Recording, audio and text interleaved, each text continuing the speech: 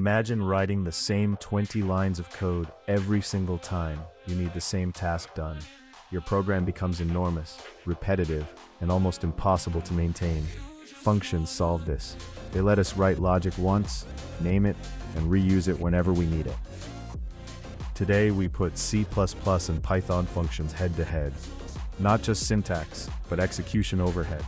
Memory, the call stack, recursion, readability, writing effort, maintainability, complexity, and real-world use cases. This is the benchmark.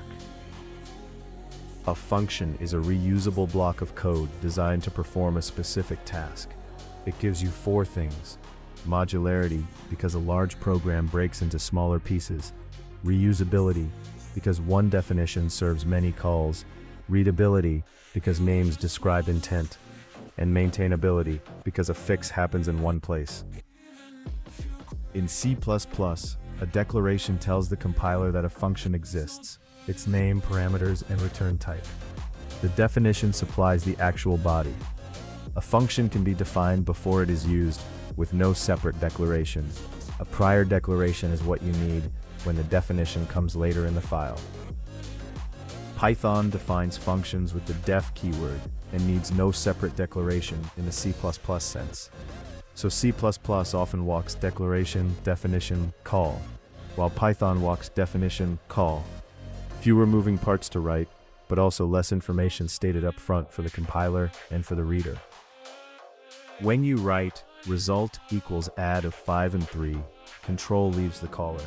Arguments are handed to the callee, the body executes, a value returns, and only then does the caller continue from exactly where it paused.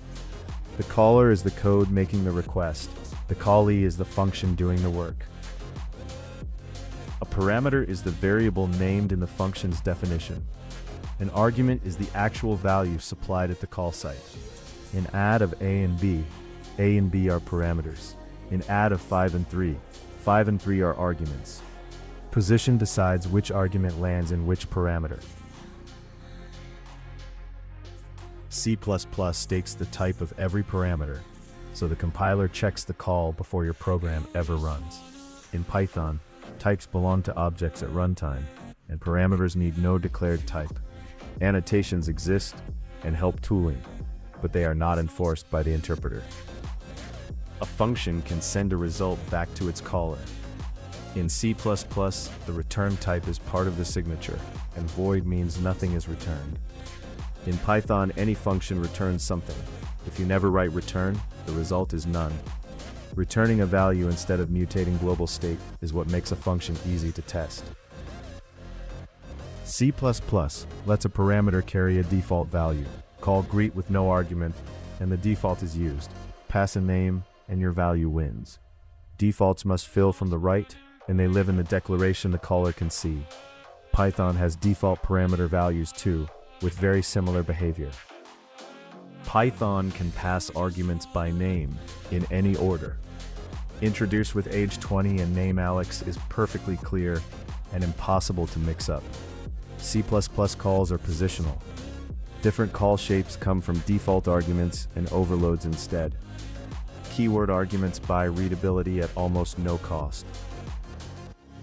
C++ allows several functions with the same name as long as their parameter lists differ. The compiler picks the best match at compile time. That is overload resolution. One readable name, many type shapes, and zero runtime cost for choosing. Be precise here. Python does not have traditional compile time overloading by parameter type. Define the name twice, and the second definition simply replaces the first. Instead, Python uses default arguments, star args and double star quargs, explicit type checks, or function single dispatch when it genuinely needs several behaviors. Recursion is a function calling itself on a smaller version of the problem.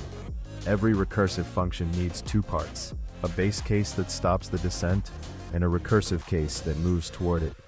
Factorial is the classic example, and the code is nearly identical in both languages.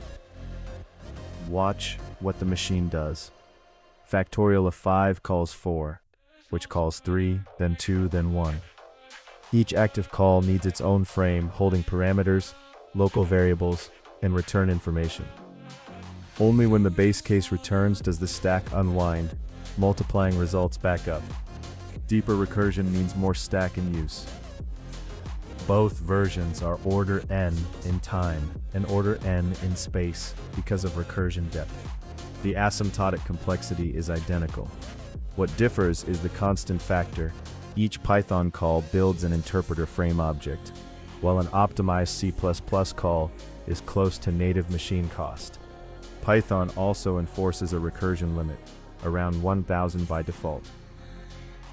A lambda is an anonymous function you can define inline and pass around. C++ lambdas can capture surrounding variables and are usually inlined by the compiler. Python lambdas are limited to a single expression.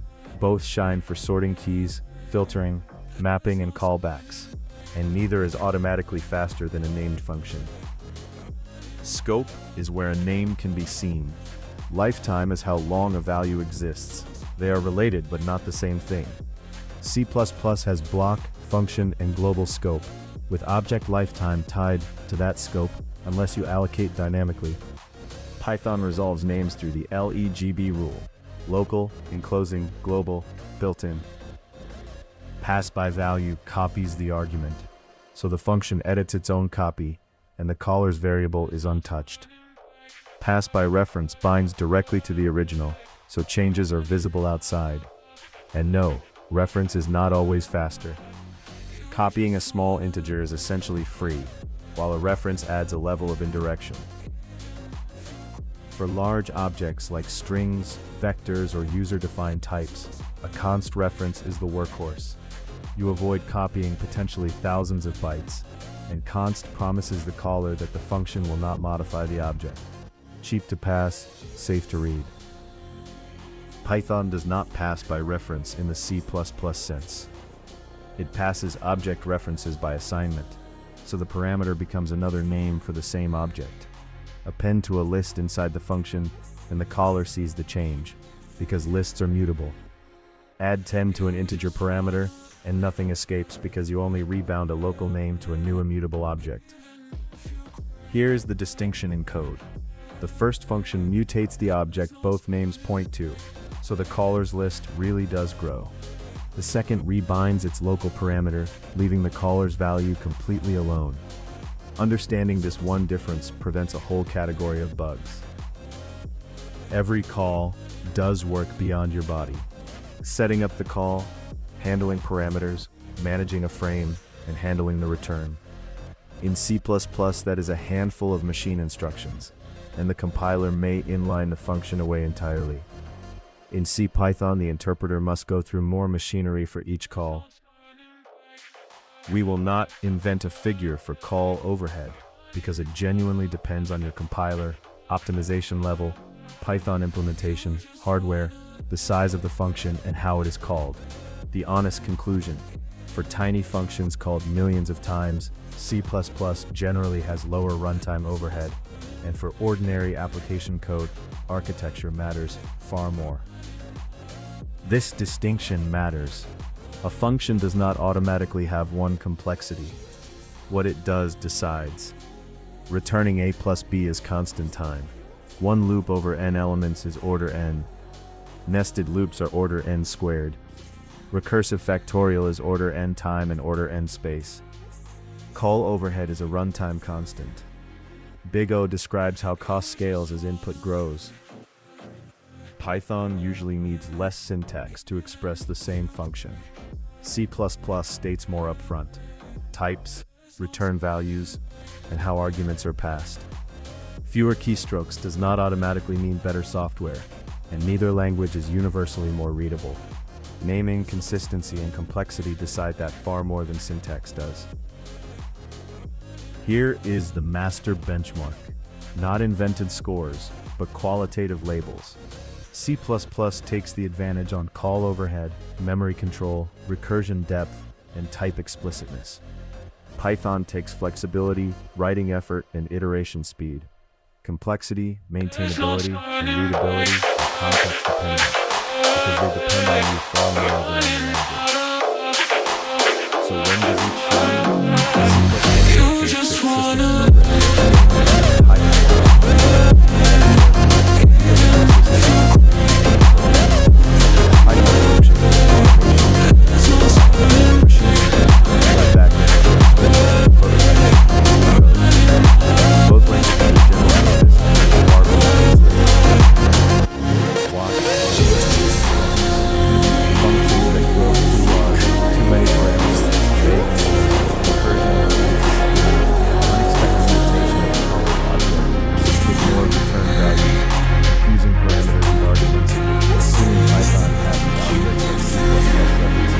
Assuming references are always factors, assuming big open range and the practice is a cold in both languages. One clear responsibility for function, meaningful names,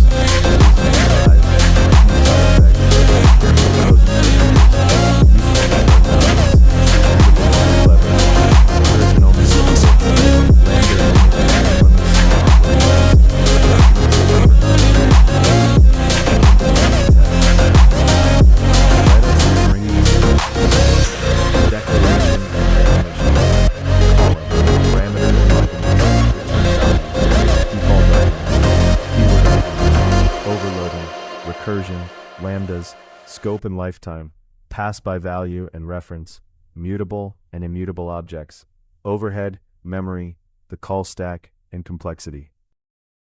Functions are far more than reusable blocks of code. They are the building blocks of modular software. C++ gives you explicit control and low runtime overhead. Python gives you simplicity, flexibility, and speed of development. The best choice depends on what you are building, not on which language sounds faster. Next episode, we benchmark memory itself.